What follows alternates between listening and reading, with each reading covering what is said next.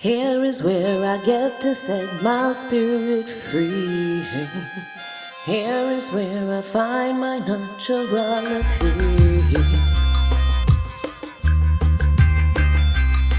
Where are we going? As we approach the 2020 elections, a lot of people's rights are coming into question, such as the LGBTQ plus population. I am Marvin Paul, and with me today is the VP of LGBTA here on campus. Hi, my name is Charles Scott. As Marvin said, I'm the Vice President of LGBTA, and yeah, I'm a fourth year senior journalism student, and yeah, thank you for having me. Sorry. Yes, of course. So, can you just go in a little detail about what LGBTA does on campus? Sure. I mean, with quarantine, not much. I guess would kind of be the joke answer. But normally we're doing social events. We're doing sort of meetings to discuss activism. Participating and assisting in demonstrations, assisting and participating in petitions and such, and then also just trying to provide like a safe and comfortable, as much as possible, right? Like, safe spaces are aspirational, but as much as possible, a safe space for LGBTQ people on campus. Good. So, with that being said, why do you think it's important for students or LGBTQ plus people to vote in this election? So I think that it's really important because we're in a moment where I think very clearly one political party has decided that, if you look at the Republican Party's agenda on their website, it includes the potential rolling back of gay marriage. We're seeing now in the UK the sort of introduction of arguments, conservative arguments in favor of a 25-year-old minimum for medical transition. And then we're also seeing, in the UK as well, we're seeing the removal of many trans people's access to, what in some cases is just, the next step in their transition, hormones, but also for people who have been on hormones for a while or who have surgery that requires them to keep taking those hormones, it can be a problem. And I mentioned the UK because the UK is a lot more, I would say, transphobic than the US, broadly. I think if you look at their media, if you look at the conversations that happen in the UK, it's a lot more transphobic. But if we allow, social conservatism, which has made it clear that it is not interested in protecting the rights of LGBTQ folks, to continue to sort of, manifest itself in the U.S., then I think we might see very similar motions, and we already are. There was the sort of federal, issues with trans homeless people, and so I think it's essential that people vote, and LGBTQ people vote to, protect their rights and to make it clear that, they're not an invisible minority, and that they have a say in this, in this election and in our politics. So, voter identification laws often target the trans community due to its harsh requirements of proof of surgery or amended birth certificates to make a rigid need for voter identification. How do you feel on this issue of trans voter rights concerning the next election and its harsh implications of many decisions to be made for against the LGBTQ community? I think that the identification requirements for trans people in the U.S. are completely absurd. I don't know if anyone's seen Nathan For You, but there's an episode where he's trying to make it seem like the actor for Kramer has done some sort of marvelous task or some sort of good deed in a diner, so that he can create like a news story. And that episode is a very good example of the wild process that it takes to change your name, even just your name in the United States.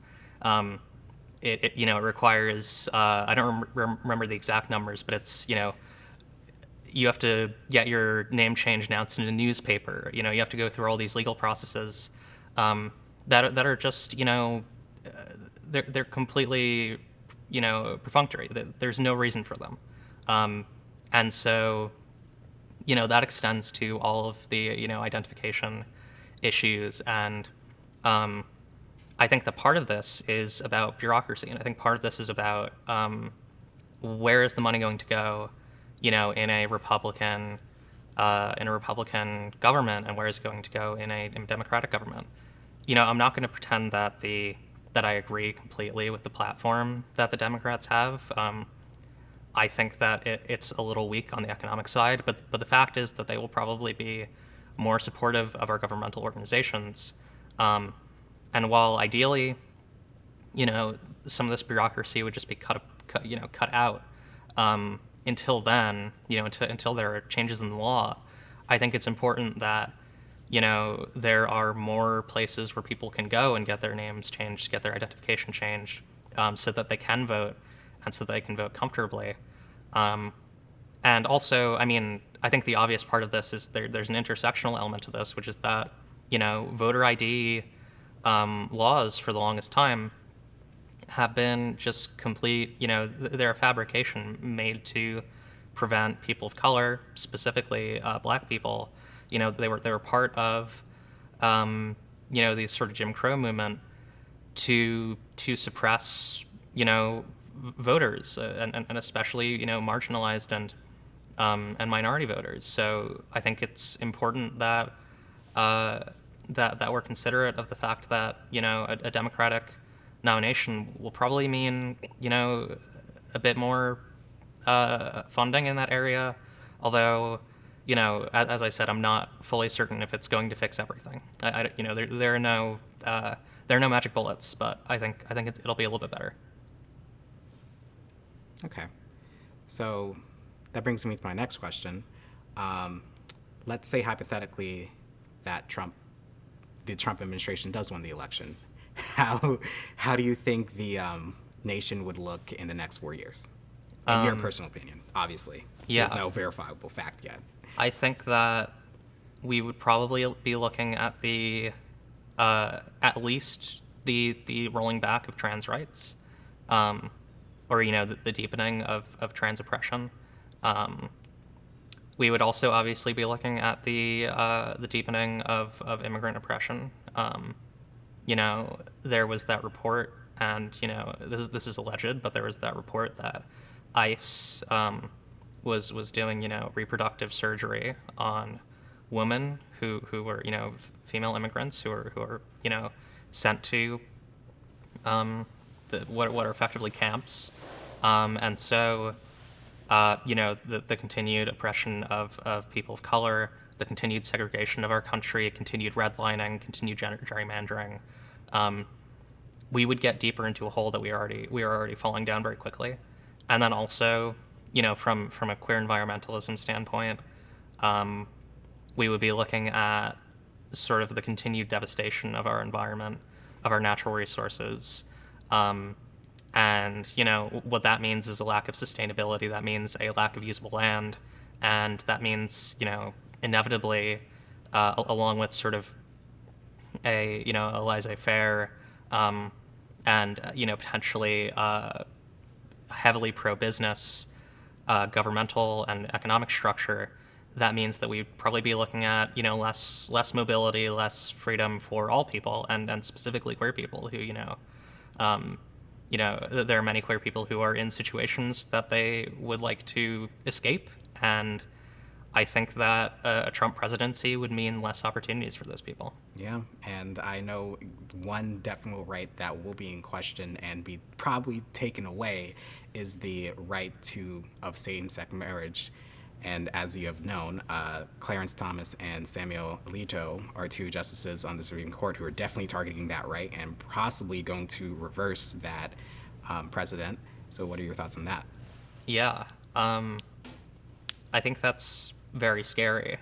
I've been thinking and talking a lot about the fact that we're in a situation right now where sometimes it does feel like the especially like the rich, mostly upper class white folks, like white, mostly gay men, who obtained gay marriage.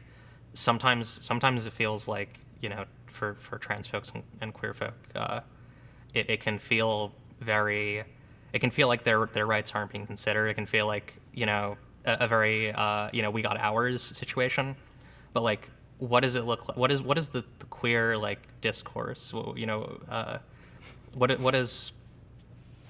these circumstances look like if there are no rights for queer folk and any queer folk? Yeah, it's terrifying because it's this thing that was like really hard fought and really hard won, and it would just be gone. Yeah. So my last question is, I've been hearing a lot around campus, or just in my general circle, that there's no point in voting because of our electoral system currently in place. Personally, I think that's a dangerous ideology. Do you want to explain why that's a dangerous ideology and why you should vote anyways? Sure. Yeah, I have a lot of friends who are not the biggest electoralists, and I respect that approach. But for me, it's I will admit I'm not a huge Biden person. I voted for Bernie Sanders in the primary, but for me, it's not a question of which of these. It was never a question of which of these candidates is my perfect candidate. I have issues that I disagree with on Bernie Sanders. It's about which of these people is going to do the least harm to my community. And the reality is that Donald Trump and the Republican Party have made it clear that they just have no interest in defending LGBTQ rights. And so I think, you can say like, oh, I'm not going to vote, I'm in New York, but like, you never know. Like, anything can happen. And especially for folks who are, doing Zoom calls from, Texas or Republican states or swing states, I think it's essential that they go out and vote, because even if they're just canceling out their parents' votes, there's no way that we get out of a potential sort of slide back of queer rights if we don't do what we have to. You heard it here, folks. Vote. And if you feel as though the election won't affect you, at least vote for someone else and their rights, because that's the most important thing.